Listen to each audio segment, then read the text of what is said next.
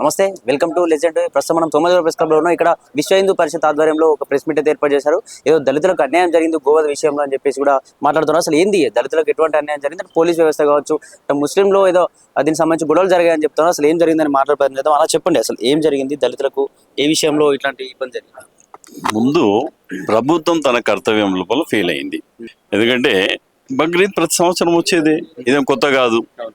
దానికి హిందూ సమాజము ప్రతి సంవత్సరం కూడా ఇవేం దుర్మార్గంగా వాళ్ళు చేయాల్సింది బక్రీద్, బట్ వాళ్ళు చేస్తుంది గోహత్య నిషేధించాలని చట్టం ఉంది. దాన్ని అమలు పరచమని మా కార్యకర్తలందరూ పోతున్నారు.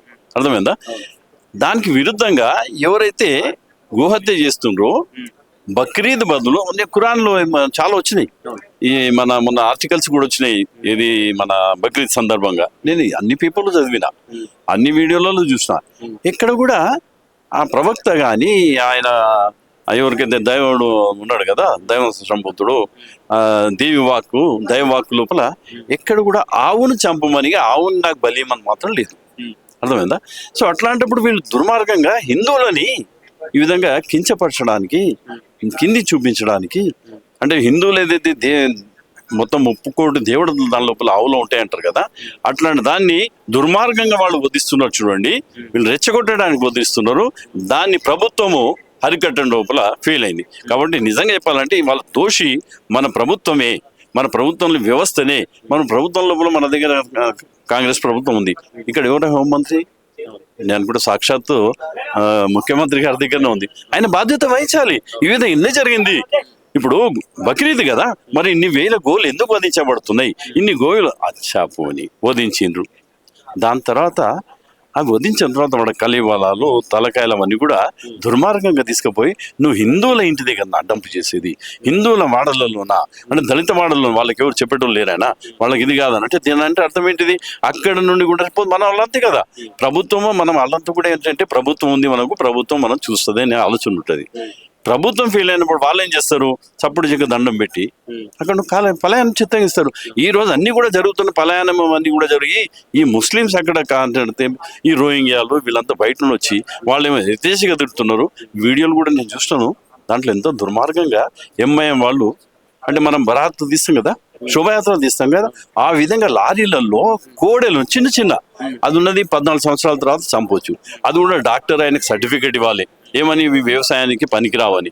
కానీ చెంగుచన్న ఎగురుతున్నాయి. అవి చూస్తుంటే బాధ అనిపిస్తున్నది. అట్లా మరి ఎవరైతే ఏసీపీలు ఉన్నారో, డీసీపీలు ఉన్నారో, వీళ్ళకి అర్థం ఎదురలేదు. కానీ లోవర్ క్యాడర్ ఏదైతే కానిస్టేబుల్స్ ఉన్నారో వాళ్ళు మాత్రం ఏడుస్తున్నారయ్యా కళ్ళలో. ఇది డీజీపీ గారు మీరు అర్థం చేసుకోవాలి, సీఎం గారు మీరు అర్థం చేసుకోవాలి. ఎవరినైతే మీరు అక్కడ నీస్తున్నారో, ఎవరినైతే అక్కడ మీరు బందోబస్తు దగ్గర పెడుతున్నారో, ఎవరినైతే ఈ చెక్ పోస్టుల దగ్గర పెడుతున్నారో వాళ్ళు ఏడుస్తున్నారు. అరే ఏంది ఇంత దుర్మార్గంగా ఏడుస్తుంటే మేము వాళ్ళకి సహకరించాల్సి వస్తుంది కదా అని వాళ్ళు క్షోభపడుతున్నారు. మీరు దీన్ని మాత్రము ఆపాలి. తర్వాత ఎవరైతే ఈ జిహాదీ మూకులు ఉన్నాయో, ఎవరైతే యథేచ్ఛగా వీటిని తరలిస్తున్న వాళ్ళు ఇంకేం చేస్తున్నారు? పాటలు పెట్టుకుంటూ దానిలో మధ్య ఎంఐఎంకే సాదరగా కోయి కుష్నేవగా అంటే ఈ రోజు ఇక్కడ రజాకర్ల జమానా నడుస్తున్నది, మీరేం నడుస్తలేదు. కాబట్టి ఏదో తేల్చుకోండి, మీరు మీ యొక్క అందరు సమానమా లేక మీరు వాళ్ళే కావాలన్నా? మీరు ఇది మాత్రం వాళ్ళని తర్వాత ఎక్కడెక్కడైతే జరిగినో, ఎక్కడెక్కడైతే వాళ్ళు దాడులు చేసిండ్రో వాళ్ళ మీద ఖచ్చితంగా మీరు తీసుకోవాల్సిందే. ఇంతటి హిందూ సమాజం మాత్రం మేము ఊరుకోదు. ఎందుకంటే మనం చాలా చోట్ల చూస్తున్నాము, హిందువులే బయటకు వస్తున్నారు. వాళ్ళ సంఘటిత కాదు, ఏ సంఘం కాదు, ఏదో ఒక పని కాదు, వాళ్ళు వాళ్ళ యొక్క బాధని వ్యక్తపరచడానికి వస్తుంటే వాళ్ళని కూడా మీరు దుర్మార్గంగా భయపట్టించి బయటకు పంపిస్తున్నారు. వాళ్ళ పిల్లల్ని, తండ్రులను అందరినీ కూడా అరెస్ట్ చేస్తున్నారు. ఇది మంచిది కాదు. కాబట్టి దీన్ని ఉపసంహరించుకోవాలి. ఎవరైతే నిజంగా తప్పు చేసిండ్రో వాళ్ళని మాత్రము మీరు శిక్షించారు. దళితుల పైన ముస్లిమ్స్ అటాక్ చేశారని చెప్పి మాట్లాడారు. అంటే ఎక్కడ జరిగింది సార్? ఎక్కడ జరిగింది? అది ఏమైంది? సిద్దిపేటలో జరిగింది, నారాయణఖేడ్లో జరిగింది, సూర్యాపేటలో జరిగింది, నిజామాబాద్లో జరిగింది, భద్రాచలంలో జరిగింది. ఎక్కడ జరగలేదు. వాళ్ళు కావాలి అని చేస్తున్నారు. ఈ ముస్లిమ్స్ మాత్రము ఎస్ అపన్ కరింగే లుంకు క్యా హోతా హై లుంకు కర్కే బతాయింగే. అదే నార్త్ ఇండియాలోనేమో కొంచెము వ్యవస్థ ఉన్నది. ఇక్కడనేమో వాళ్ళకి అనుకూలంగా మాత్రం మీరు ఖచ్చితంగా అమలు. ఎందుకంటే వాళ్ళు బాటంగా కోళ్ళంగలు తీసుకుపోతుంటే దాన్ని ఆపేవాడు లేదే. వీడియోలో నేను కావాలంటే పంపిస్తాను మీకు. దానిలో పోలీసు వాళ్ళే దగ్గరుండి వాడిని తీసుకుపోతున్నారు, వాళ్ళ ఇంటికి తరలిస్తున్నారు. ఇక ఎక్కడ మీరు ఇది చట్టం అయితే ఉంది కదా, గోనవంత శిక్షం, అదే కదా మేము అడుగుతుంది. నిషేధాన్ని అమలుపరచమని కదా. మరి వాళ్ళు తూట్లు పడుస్తుంటున్నావు, వాళ్ళకైనా సహకరిస్తున్నావు, ఇది మాకు అర్థమైతే లేదు. మేము కూడా దీనికి న్యాయ పోరాటం కూడా చేస్తాము. అది ఏ విధంగా చేయాల పోరాటాలను కూడా దీనికి సంబంధించి 1977 ప్రకారం గోవధ నిషేధం అని చెప్పేసి చట్టం కూడా ఉంది. ఎందుకు ఇటు రాష్ట్ర ప్రభుత్వం కావచ్చు, కేంద్ర ప్రభుత్వం కావచ్చు, ఎందుకు ఇంత పెద్ద ఎత్తున దీని ఇంపార్టెన్స్ ఇవ్వట్లేదు? మరి చాలా రోజులుగా మీరు బక్రీద్ వస్తున్న సందర్భంలో చాలా రోజులు ప్రెస్ మీట్లు కూడా పెడతా ఉన్నారు గోవధ నిషేధం అని చెప్పి, అయినా కంటిన్యూ అవుతానే ఉంది. ఇప్పుడు మార్పు మాత్రం భారతదేశంలో చాలా చోట్ల జరిగింది. ఎక్కడైతే కాంగ్రెస్ ప్రభుత్వం ఉన్నదో, ఎక్కడైతే బీజేపీ ఇతర ప్రభుత్వాలు ఉన్నాయో అక్కడ మాత్రమే యథేచ్ఛగా వాళ్ళకి జరుగుతుంది. కానీ మనం చూస్తున్నాం, నార్త్ ఇండియాలో చూస్తున్నాం. ఎక్కడ జరుగుతుంది చెప్పండి? బీహార్లో జరుగుతుందా? మధ్యప్రదేశ్ జరుగుతుందా? యూపీలో జరుగుతుందా? గుజరాత్లో జరుగుతుందా? రాజస్థాన్ జరుగుతుందా? ఎక్కడ జరుగుతుంది? హర్యానా జరుగుతుందా? ఎక్కడైతే బెంగాల్ ఉంది అక్కడ జరుగుతుంది, కర్ణాటక ఉంది అక్కడ జరుగుతుంది, తెలంగాణ ఉంది ఇక్కడ జరుగుతుంది. అదే మన ఆంధ్రలో జరుగుతలేదే, మన పక్కనే కదా.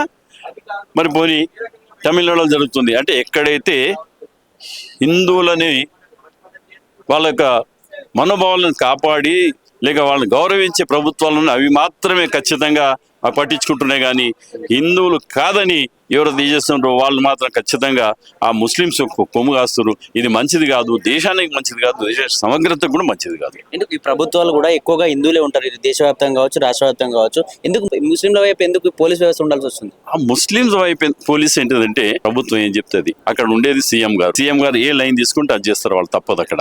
అందుకని వాళ్ళని మనం తప్పు పట్టలేం. కానీ ఎవరైతే రాజకీయ నాయకులు ఉన్నారో, ఏ రాజకీయ పార్టీ ఉన్నదో వాళ్ళది మా తప్పు. వాళ్ళు ఏంటంటే మూకమ్మడిగా వాళ్ళకు ఓట్లు వస్తాయని, అయ్యా ఓట్లు వాళ్ళు వస్తే సరిపోతుందా? కానీ ఇప్పుడు ఈ సమస్య వచ్చినప్పుడు మాత్రం అంటే దీని అర్థం ఏంటిది, మన భారతదేశంలో ఉన్నటువంటి ముస్లింస్ అంతా కూడా చట్ట వ్యతిరేకుల, చట్టానికి వ్యతిరేకంగా పనిచేస్తారా? వాళ్ళు చట్టానికి వ్యతిరేకంగా ఎవరైతే ఏం చేస్తారో వాళ్ళకే ఓట్లు ఇస్తారా? అంటే మీరు ఈ సమాజం ముందు ఆ ముస్లిం సమాజం కూడా ఆలోచించాలి. మిమ్మల్ని భారతీయులతో వేరు చేస్తున్నారు వీళ్ళు, భారతీయులు మమేకం కానిస్తలేరు, మీరు భారతీయ పౌరులు వాళ్ళు గుర్తించట్లేదు, ప్రతి చోట కూడా మీరు బాధపడతారని మీకు వేరే విధంగా ట్రీట్ చేస్తున్నారు. అది మాత్రం భవిష్యత్తులో మంచిది కాదు. ఏ రోజైతే మెజారిటీ పబ్లిక్ అర్థం చేసుకుంటుందో ఆ రోజు చాలా కష్టమవుతుంది. కాబట్టి మీరు కూడా భారతీయులే, భారతదేశం చట్టాలు మేము కూడా అమలు చేసిన దానికి లోబడి మేము ఉంటామని మీరు ఏ రోజైతే బయటకు వస్తారో అప్పుడు ఈ నాయకుల యొక్క పప్పులు మాత్రం ఉడకాయి. అంటే ఏదైతే మీరు సిద్దిపేటలో దళితులకు అన్యాయం జరిగింది, మైనార్టీ వాళ్ళపైన దాడికి దిగారని చెప్పారు, పోలీస్ కంప్లైంట్ ఇచ్చే ప్రయత్నం చేశారా సార్? పోలీసులు ఏమంటా ఉన్నారు? అక్కడ విచిత్రం ఏంటంటే వీళ్ళు చెప్పిండ్రు 100కు డైల్ చేసిండ్రు చర్య తీసుకోమని, తీసుకోలేదు. పోనీ వీళ్ళు దాన్ని వెంబడించిన ఆయన ఇక్కడ ఉన్న దీని లోపల ఆవులు ఉన్నాయి, దీన్ని కాపాడమంటే దాని వెనకాల లారీలలో వీళ్ళు యథేచ్ఛగా వచ్చి ఆ ఎవరైతే హిందువులు ఉన్నారు కదా, ఇక దళితులు హిందువులే వాళ్ళు కూడా వాళ్ళని కొట్టడం జరిగింది. ఎవరి ముందు? పోలీస్ వాళ్ళ ముందు.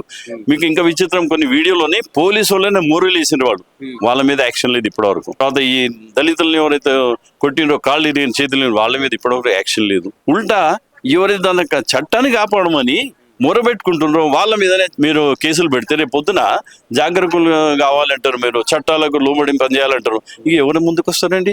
ఏం జరిగినా ఎందుకు చెప్తారండి మీకు? ఎందుకంటే మేము చెప్తే మాకే కదా 100 డైలీ చేస్తాం. నన్నే కేసు చేస్తావు, అది ఆపితే నన్నే కేసు చేస్తావు, నీకు చెప్తే నన్నే ఎవడైతే వాడేమో యథేచ్ఛగా చేస్తున్నాడు, వానికైతే ఏం లేదు, కట్ ఫ్రీ వాడు. సో కాబట్టి హిందూ సమాజం కూడా తనంతా నిర్వీర్యం అయిపోతుంది ఈ వ్యవస్థ వల్ల. కాబట్టి ప్రభుత్వాలు ఆలోచించాలి. ముందు మాత్రము ఇదే జరిగితే మన దగ్గర దేశ సమగ్రతకే ముప్పు. మాది జల్పల్లి ఉంటాం మేము. ఆ పిల్లగాడు 90 కాన్లా నీళ్ళు నింపుతాడు. ఆ పిల్లగాని పేరు సురేష్. నీళ్ళు నింపితే పీటర్ కాన్ ఉంటే పట్టుకొని పోయినరు.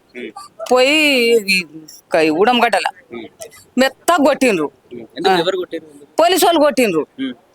ఆడ కొట్లాట అయిందంట బొంబాయి కాలంలో. ఆ పిల్లగాడు ఆడ పీటర్ నింపనికి వస్తాడు. వస్తే ఇక ఆడ పట్టుకుపోయి మెత్తగా కొట్టిండ్రు. మాపడికి 2 గంటల రాత్రి అట్లా కొట్టిండ్రు. ఇక పొత్తి కడుపు నడవనికి వస్తలేదంట, ఏమొస్తాడంట, టౌన్ లో ఉన్నాడు దాంట్లో జైల్లో. అంటే ఎందుకు కొట్టాల్సి వచ్చింది? ఇక దొంగతనం చేసిండా, మళ్ళీ ఏం చేసిండో, దొంగతనం చేయలే, ఒక తప్పుడు పని చేయలే, ఇక ఆడ పిటర్లు నింపుతున్నాడు. అయితే కొట్టిండ్రు. పోలీసు వాళ్ళు తీసుకుపోయి టౌన్ లో పోయి కొట్టిండ్రు. అంటే మీరు వాళ్ళ ఫ్యామిలీ మెంబర్స్ అని మీరు వెళ్ళి మాట్లాడే ప్రయత్నం చేసిరా పోలీసులతో, ఎందుకు కొట్టాల్సి వచ్చిందని చెప్పి? మాట్లాడలే సార్. నేను దాంట్లో పోయినా, పిల్లగానితో పోతే నువ్వు బయటికి వెళ్ళమ్మా అన్నారు పోలీసు వాళ్ళు. అయితే నేను బయటికి వెళ్ళి వచ్చిన. 2 గంటలకు అట్లా వస్తారంట అని అన్నారు. అయితే నేను బయటికి వెళ్ళి వచ్చిన.